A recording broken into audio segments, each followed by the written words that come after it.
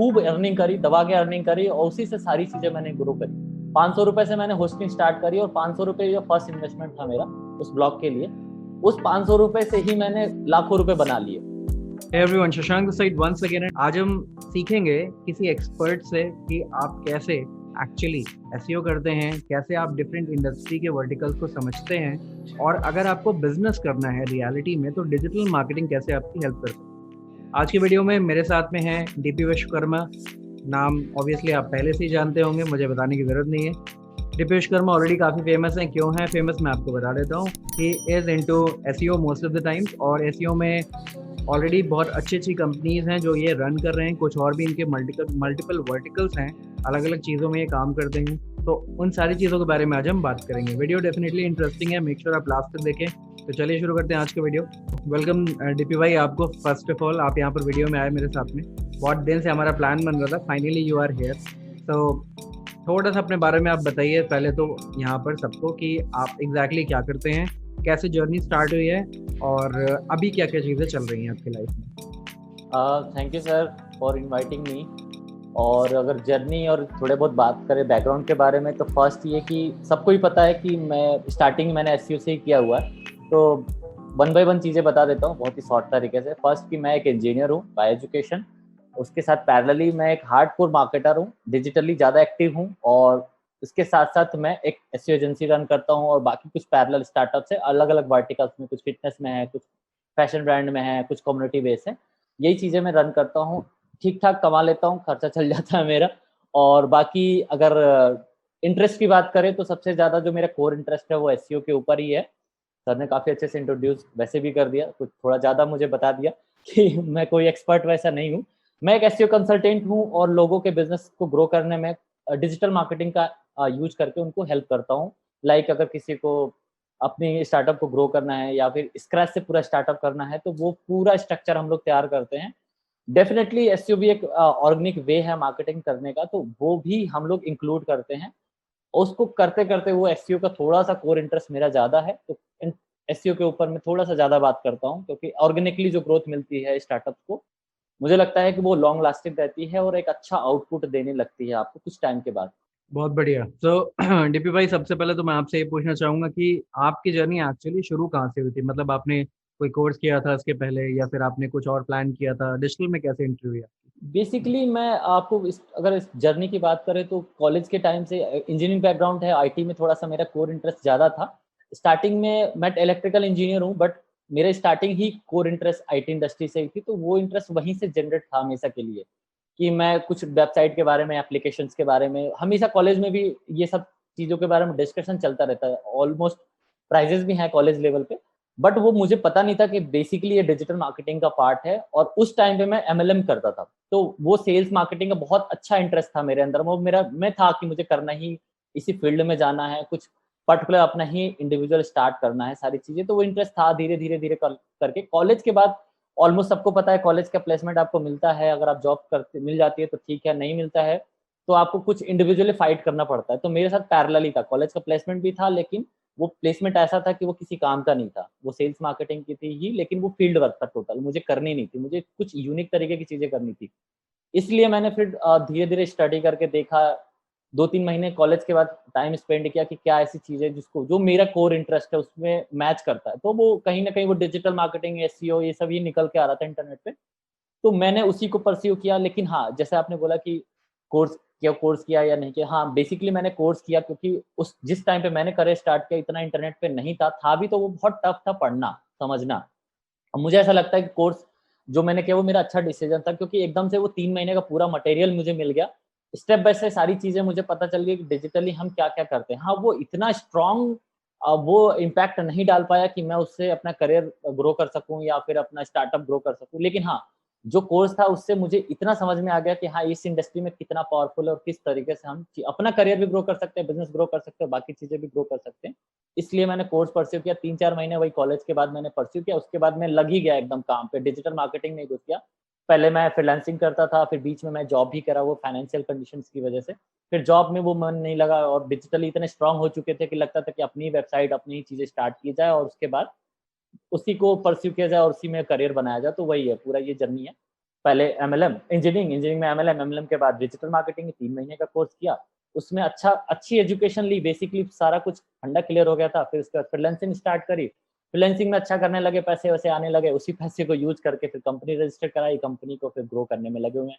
Still grow कर रहे हैं अभी भी।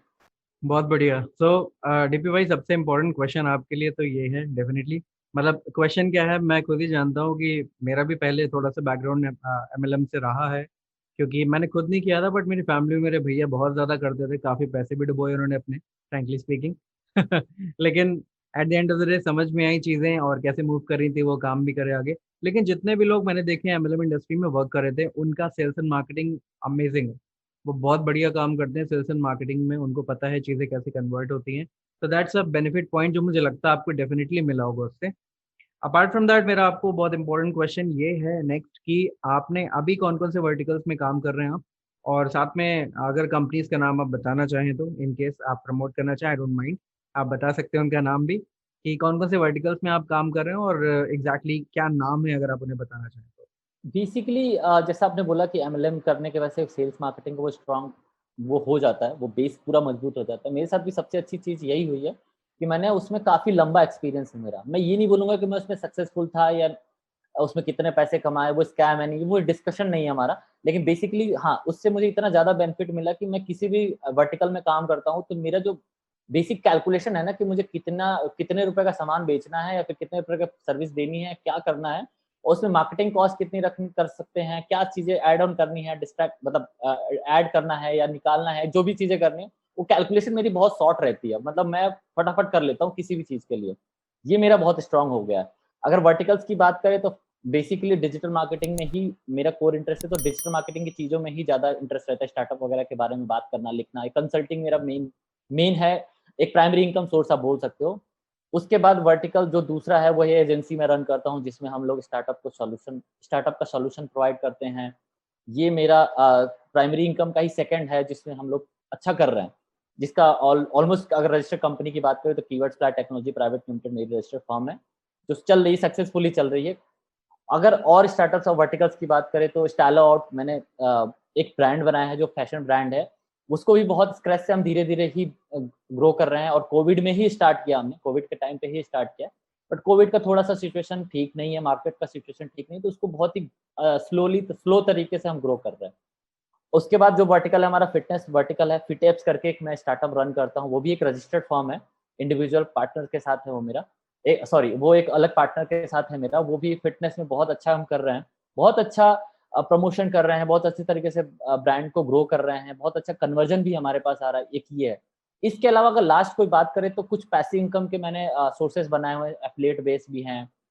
To be honest MLM based भी है, लेकिन वो एक्टिवली नहीं है, बट हाँ, वो पैसिव इनकम सोर्सेज़ हमने क्रिएट किया है। कुछ ट्रेडिंग भी मैं करता हूँ।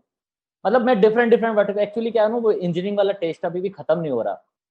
मुझे हिट एंड ट्रायल करने का बहुत वो रहता है कि नहीं मुझे ये इंडस्ट्री टेस्ट करनी है और इस इंडस्ट्री से कितना अर्न कर सकते हैं। वो अगर वो हिट होने लगता है तो मैं उसी में बहुत एग्रेसिव तरीके से पूरा स्ट्रक्चर तैयार करता हूँ, फिर उसकी एक छोटी सी टीम बनाता हूँ और उसको मॉनिटर करता रहता हूँ। इसी तरीके से मेरा चलता रहता है। और ये चीज़ें एक अगर आप बोलो तो इस तरीके से इसलिए बिल्ड हुई है क्योंकि मैं क्लाइंट सर्विसिंग पे काम करता हूँ। तो क्लाइंट सर्विसिंग से अच्छी चीज़ क्या होती है ना कि हर महीने आपके पास इतने प्रोजेक्ट आते हैं डिफरेंट वर्टिकल्स के, तो वो लर्निंग इतनी ज़्यादा अच्छी होती है कि बिज़नेस को भी समझना पड़ता है, उनकी मार्केटिंग भी समझनी पड़ती है, और उसको समझते-समझते पता हमें चल जाता है कि इस बिज़नेस में अगर हम भी चाहते हैं, क्योंकि ऑलमोस्ट डेटा हमारे पास आ जाता है, कॉस्ट पता चल जाती है, कितना इन्वेस्टमेंट लगने वाला है, टीम सपोर्ट हमें पता चल जाता है, कितने लोग की ज़रूरत है। तो इसी तरीके से वो मल्टीपल वर्टिकल्स मेरे मतलब बन गए, बोलो तो अब बन गए। डीपी भाई, आपसे जो मैं पूछना चाहूँगा ऑब्वियसली कि आपको जैसा कि आपसे बात करके मुझे पता चला कि फैमिली सपोर्ट आई गेस शायद नहीं है इस केस में, जहाँ पर आपको कोई भी अलग से फंड मिले। तो आई फील लाइक कि आपने कंप्लीटली चीज़ें अपने एंड पे करी हैं, तो जर्नी ऑब्वियसली इजी नहीं रही होगी मुझे मालूम है, और आपने धीरे धीरे चीज़ें ग्रो करी। तो अभी मैं सबसे पहले जानना चाहूँगा कि आपकी जो टीम है मल्टीपल, जिनमें आप जिन वर्टिकल्स में काम कर रहे हैं, अप्रोक्सीमेटली कितने लोग होंगे जो आपके साथ अभी काम कर रहे हैं, कितनी बड़ी टीम है, और किस तरह से काम करते हैं? वर्क फ्रॉम होम चल रहा है अभी भी क्योंकि कोरोना है आई गेस। इसके अलावा ऑफिस से अगर काम करते हैं तो कितने लोग काम करते हैं? थोड़ा सा एक डिस्क्रिप्शन दे दें उसके बारे में। मैं बता देता हूँ बेसिकली जैसे आपने बोला कि भाई फैमिली सपोर्ट, तो देखो मेरा एजुकेशन लेवल तक ही फैमिली सपोर्ट था। जब तक मुझे पढ़ाई करनी थी, चाहे वो डिजिटल मार्केटिंग का कोर्स भी करना था, तब तक उन्होंने मुझे घर वालों ने पैसे दिए और कोई वैसा कोई मलाल नहीं है कि उन्होंने मुझे फंड बिज़नेस करने के लिए पैसे दिए, नहीं दिए, वो क्या सिचुएशन थी। और मुझे ऐसा कोई सांत्वना भी किसी से नहीं लेना कि मेरी जर्नी बहुत स्ट्रगल था, मुझे जॉब नहीं थी, ऐसा कुछ भी मेरा सीन नहीं है कि मुझे इस चीज़ को देख दिखा के करना है। बेसिकली इस इंडस्ट्री में जाना है और इसमें बहुत अच्छी अपॉर्च्युनिटी दिख रही थी, इवन पैसा भी दिख रहा था। तो मैंने बहुत बेसिक से स्टार्ट किया। मैंने सिंपल से अपनी पर्सनल वेबसाइट स्टार्ट करी dpvishwakarma.com, जो आपको भी शायद पता है कि वो अब कुछ ऐसे कीवर्ड्स पे वर्ल्ड वाइड भी रैंक होती है, जिससे जी मुझे हाँ। कंसल्टिंग सर्विसेज़ में सेल करता हूँ। इंडिया लेवल पे भी होता है और लोकली भी मैं रैंक करता हूँ। बट ये है कि वो धीरे-धीरे वो लोकल कीवर्ड में कन्वर्ट हो रहा है, तो उससे बिज़नेस नहीं आ रहा, बट जिस टाइम पे उससे बिज़नेस आ रहा था, उस टाइम पे वो समझ लो कि मेरे लिए वो सबसे बड़ा स्ट्रॉन्ग पिलर था, जिससे मैंने खूब अर्निंग करी, दबा के अर्निंग करी और उसी से सारी चीज़ें मैंने ग्रो करी। ₹500 से मैंने होस्टिंग स्टार्ट करी और ₹500 जो फर्स्ट इन्वेस्टमेंट था मेरा उस ब्लॉग के लिए, उस ₹500 से ही मैंने लाखों रुपए बना लिए। ठीक है, तो वो आप बोल सकते हो कि वो फर्स्ट जो इन्वेस्टमेंट था वो उस तरीके से स्टार्ट हुआ कि वो मैंने धीरे-धीरे हिट एंड जैसे बोला हिट एंड ट्रायल करके, मैंने हिट एंड ट्रायल किया, थोड़ा-थोड़ा पैसा कभी किसी और ब्लॉग स्टार्ट किया, कुछ और वेबसाइट स्टार्ट करी, फ्रीलांसिंग किया, पैसे-वैसे धीरे-धीरे कलेक्ट होता गया, फिर उसी फंड से मैंने अपना बिज़नेस को ग्रो करने लगा और आज की डेट में वही पैसे को री-इन्वेस्ट करके मैं करता हूँ। अब टीम सपोर्ट की बात की जाए या टीम मेंबर्स की बात की जाए, ऑलमोस्ट 15 से 20 लोग मेरे साथ काम करते हैं और वो कंप्लीटली वो जो मॉडल है ना, वो मेरा वर्चुअल मॉडल है। शुरू से ही मेरा जो मॉडल था, वो वर्चुअल मॉडल था। वर्चुअल ऑफ़िस का कॉन्सेप्ट लेके चलता हूँ। तो उसमें क्या है कि ऑलमोस्ट 70% जो लोग हैं वो फ्रीलांसर्स हैं। मेरे साथ फ्रीलांसर ही काम करते हैं, लेकिन जो फ्रीलांसर्स हैं वो बहुत लंबे टाइम से काम कर रहे हैं मेरे साथ। आप अगर बात करो तो 3-4 साल से ऐसे-वैसे फ्रीलांसर्स भी हैं जो 3-4 साल मेरे साथ काम कर रहे हैं और डेडिकेटली मेरे ही लिए काम करते हैं। बट हाँ, अच्छी चीज़ ये है कि अगर कोई प्रोजेक्ट्स नहीं है, काम नहीं है तो मुझे पेमेंट भी नहीं देना पड़ता उनको।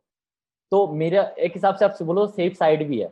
अगर आप बिज़नेस वो कैलकुलेशन जो स्टार्टिंग में बताता रहा था मैं, कि किस तरीके से मैं कैलकुलेट करता हूँ। तो मैंने जो पूरा स्टार्टअप अपना या फिर जो भी चीज़ें प्लान की ना, वो फ्रीलांसिंग मोड में ही प्लान करता हूँ मैं, कि कितने लोगों की सपोज़ कि अगर मुझे एक प्रोजेक्ट के लिए 5 लोगों की ज़रूरत है, तो 5 लोगों में मैं ये देखता हूँ कि 5 लोग कितने इन हाउस के लिए ज़रूरत है और कितने फ्रीलांसर्स के भरोसे काम कराया जा सकता है और फ्रीलांसर भी वो ट्रस्टेबल होते हैं जो लॉन्ग टाइम से काम कर रहे हैं।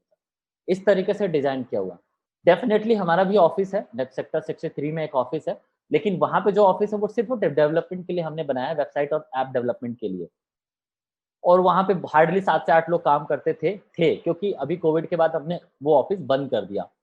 अब ये प्लान है कि वो 2000 ऑलमोस्ट ये 2021 से इसको स्टार्ट करेंगे मतलब नए तरीके से स्टार्ट करेंगे क्योंकि वो पूरा हमने पूरा कंप्लीटली फ्रीलांसर्स कर दिया, फ्रीलांसिंग मोड पे कर दिया उसको। क्योंकि अभी समझते हो कि कोई मतलब नहीं है उसको रन करने का, हार्डली 50,000 1 लाख रुपए जो ऑफ़िस का एक्सपेंस आता है वो हम सेव कर रहे हैं उसको। डीपी भाई, बहुत ही बढ़िया इंसाइट्स आपने दिए हैं डेफिनेटली। और कहीं न कहीं अगर मैं बात करूँ सर्च इंजन ऑप्टिमाइज़ेशन की स्पेसिफिकली, क्योंकि मेरा भी इंटरेस्ट है, तो काफ़ी ज़्यादा टेक्निकल और डीप फ़ील्ड जिसमें आपको सीखते-सीखते सालों बीत जाएँगे और तब भी फ़ील होगा कि आज भी ऐसी बहुत सारी चीज़ें जिनके बारे में नहीं पता है। तो मेरा भी इतना ही कहना है कि लगातार प्रैक्टिस करते रहिए और यही इम्पोर्टेंट है आप सबके लिए भी। So I am definitely thankful to you कि आप फाइनली इस इवेंट में हमारे साथ में आए। आज का हम हमारे साथ में आपने ये इंटरव्यू सेशन कंप्लीट किया और काफ़ी अच्छी इनसाइट्स दी यूज़र्स को। I am so thankful and I am sure कि मैं आपको नेक्स्ट टाइम दोबारा बहुत जल्दी होस्ट करूँगा। अगर आप लोगों को गाइस ये वीडियो पसंद आया है तो मेक श्योर कि आप नीचे फटाफट जाइए, सब्सक्राइब करिए, बेल आइकन को क्लिक करिए क्योंकि ऐसे और भी बहुत सारे इंटरेस्टिंग अमेजिंग वीडियोज़ आपके लिए आने वाले हैं। और साथ ही साथ वीडियो को लाइक करना मत भूलिएगा क्योंकि यार काम तो बहुत है लेकिन करना पड़ता है, राइट? तो मिलते हैं नेक्स्ट वीडियो में, तब तक के लिए take care, have a great day, bye.